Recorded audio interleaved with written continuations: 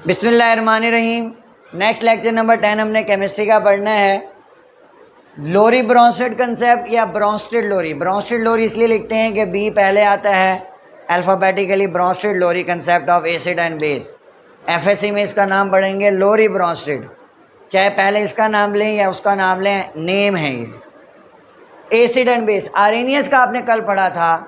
Arrhenius के मुताबिक acid वो है जो एक्वस सॉल्यूशन में डिसोसिएट होने के बाद हाइड्रोजन आयन देता है। फिर हमने उसकी दो खामियां पढ़ी थी कि वो बेस NH3 को एक्सप्लेन नहीं करता, CO2 को एक्सप्लेन नहीं करता, और हमने एक खामी ये पढ़ी थी कि वो एक्वस सॉल्यूशन में जो है वो समझ आता है, बाकी दूसरी कंडीशन में समझ नहीं आता। इसने नॉन एक्वस सॉल्यूशन को एक्सप्लेन कर दिया। उसने हाइड्रोजन आयन का लफ्ज़ यूज़ किया था आयन्स बनने में। इसने हाइड्रोजन आयन को ही प्रोटॉन कहा है। हाइड्रोजन आयन ही प्रोटॉन है। अगर एक्वस सॉल्यूशन में होगा तो वो आयन होगा, अगर सिंपल ऐसे नॉन एक्वस सॉल्यूशन में है तो उसे प्रोटॉन कहते हैं, H पॉजिटिव को। यही H पॉजिटिव, यही हाइड्रोजन आयन है, यही प्रोटॉन है। प्रोटॉन क्यों कहते हैं बच्चे? हाइड्रोजन 1 होता है, एक इलेक्ट्रॉन एक प्रोटॉन। इसके ऊपर पॉजिटिव चार्ज कब आएगा? जब ये इलेक्ट्रॉन निकल जाएगा। तो क्या बचता है? प्रोटॉन ही बचता है, तो इसलिए इसको प्रोटॉन कह देते हैं। समझ आ गई? क्योंकि इसके पास है ही एक प्रोटॉन, तो फिर इसको नाम ही प्रोटॉन दे देते हैं। ये नॉन एक्वस सॉल्यूशन में, नॉन एक्वस सॉल्यूशन में इलेक्ट्रॉन निकला तो तब बना। एक्वस सॉल्यूशन में आयन्स बनेगा, पॉजिटिव आयन और नेगेटिव आयन, तो उस इसको हाइड्रोजन आयन कहते हैं। अच्छा, मज़े की बात सुने बच्चों।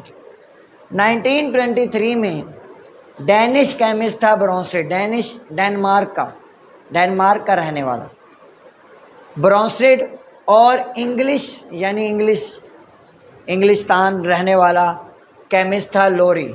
ये दोनों अलग-अलग, एक डेनमार्क में है, एक जो है वो इंग्लिस्तान में है। इंग्लिश कंट्री, ब्रिटिश समझ लें, ब्रिटिश केमिस्ट है। दोनों अलग अलग वर्क कर रहे थे 1923 में। देख, जब दोनों का वर्क सामने आया तो पता चला दोनों का वर्क सेम, मिलता जुलता है। तो उन दो, इसीलिए इसको नाम दे दिया दोनों का कंसेप्ट। ये कुदरत नहीं करवाया होगा ना कि वो भी वही काम कर रहा है, वो भी वही काम कर रहा है, मिलता जुलता। फिर जब उनको देखा तो काम एक जैसा था, तो पूरे कंसेप्ट का नाम दोनों की बेस पर बन गया। अच्छा जी, उन्होंने किस बेस पर बनाया? प्रोटॉन ट्रांसफ़र की बेस पर। प्रोटॉन पता चल गया ना क्यों कहते हैं इसे प्रोटॉन? एक इलेक्ट्रॉन निकल गया, ऑटोमेटिकली प्रोटॉन ही बचा है, तो प्रोटॉन है ये। और ये नॉन एक्वस सॉल्यूशन में एप्लीकेबल है। आर्हेनियस की फ्लॉज था, लिमिटेशन थी कि वो एक्वस सॉल्यूशन में अवेलेबल होता था।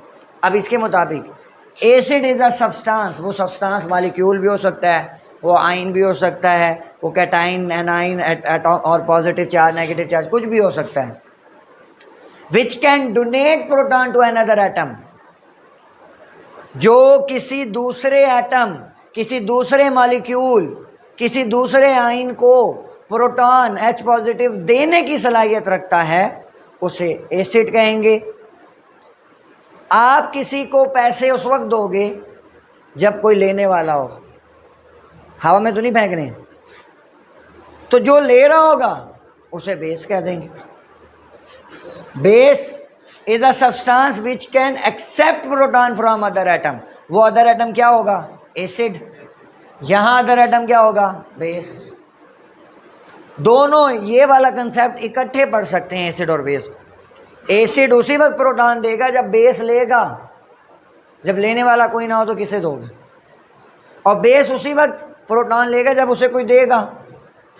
क्लियर होगी बात? सिंपलेस्ट डेफिनेशन है। एसिड वो है जो प्रोटॉन डोनेट करता है, बेस वो है जो प्रोटॉन लेता है, एक्सेप्ट करता है। एग्जाम्पल, HCl एक एसिड है और H2O पानी है। ये यहाँ पर बेस के तौर पर एक्ट करेगा। क्यों इसे बेस कह रहे हैं?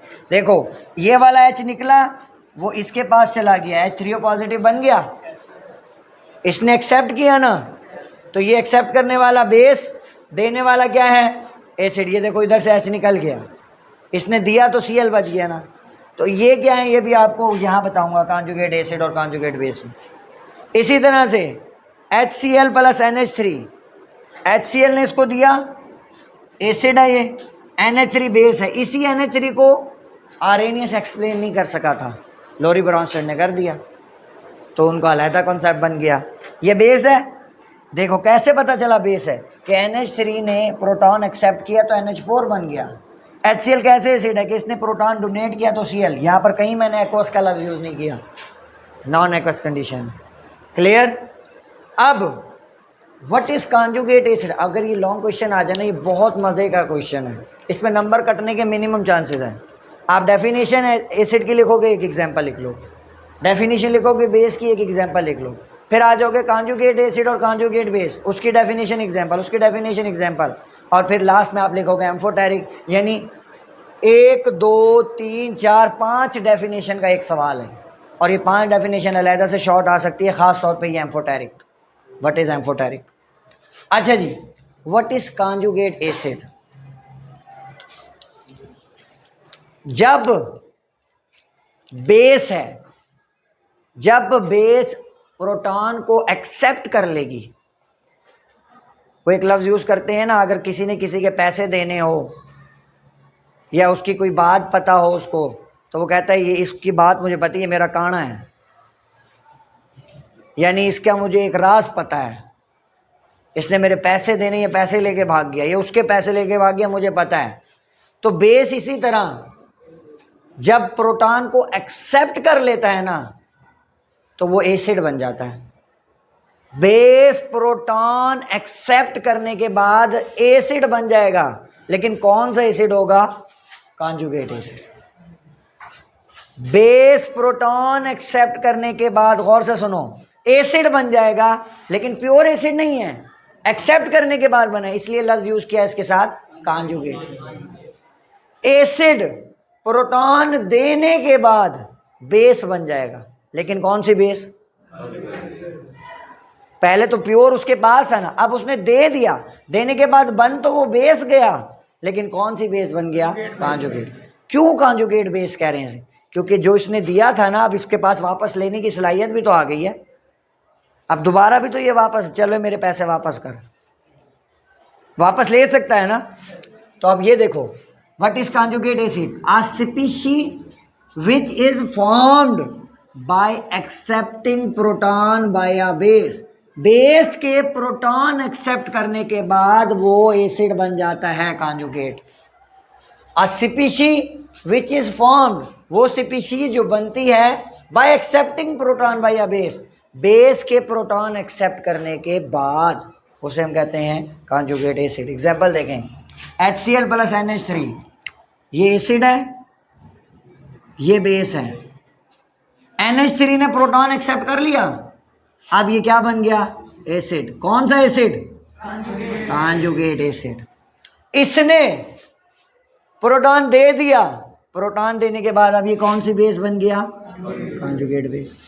बात समझ आ रही है, सिर्फ ये एक कॉन्सेप्ट को जहन में बैठा लो, एसिड बेस बन जाता है कब, जब डोनेट कर देगा अपना सामान, जो उसके पास प्रोटॉन था वो डोनेट कर दिया, अब वो बेस बन गया, लेकिन कौन सी बेस बनेगा, कॉन्जुगेट।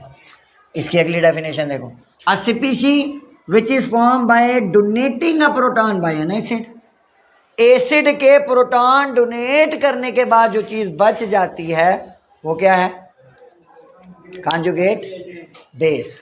अब यहां पर देख लो, ये HCl एसिड था, Na3 बेस है, वही एग्जांपल मैंने इसलिए लिखे ताकि यहीं क्लियर हो दोबारा।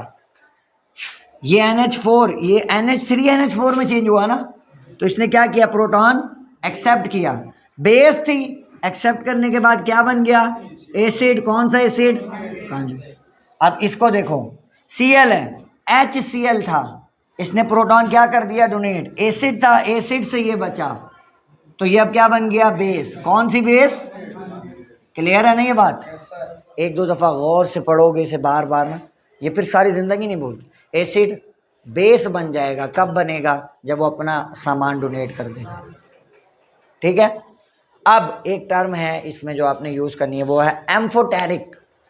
व्हाट इज़ एम्फोटेरिक, वो स्पीशी जो एसिड भी बन सके और बेस भी बन सके, a species which can act, या substance as acid as well as base, एक ही रिएक्शन में नहीं, देखो, मेरे से अगर ज़्यादा पैसे वाला आएगा तो मैं उससे पैसे लूँगा, अगर मेरे से कम पैसे वाला आएगा तो मैं उससे पैसे दूंगा।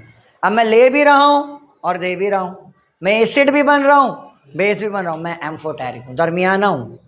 यानी उसे कहते हैं ना दोगला, इसके साथ वो बन जाएगा। अगर कोई, आजकल का दौर भी तो यही है, जो अगर आपके पास रूल्स किसके लिए हैं, गरीब के लिए है ना।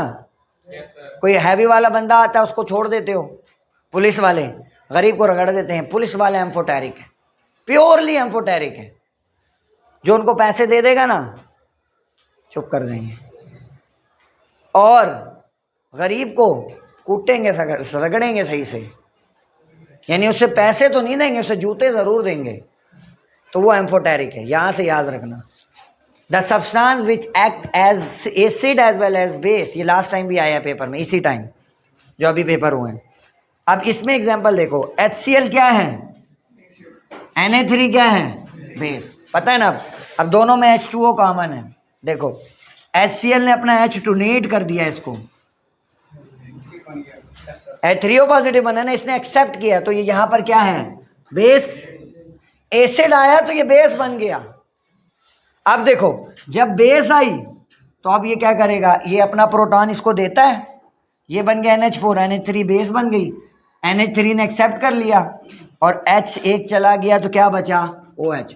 अब ये क्या बन गया, एसिड। स्ट्रॉन्ग एसिड आया तो बेस बन गया, स्ट्रॉन्ग बेस आई तो खुद क्या बन गया, एसिड। तो H2O दोनों तरह से एक्ट कर रहे हैं, तो ये acid as well as base. तो एम्फोटेरिक की बेहतरीन एग्जांपल क्या है, H2O। क्लियर? चलें, जज़ाकल्लाह। ये आपका कल का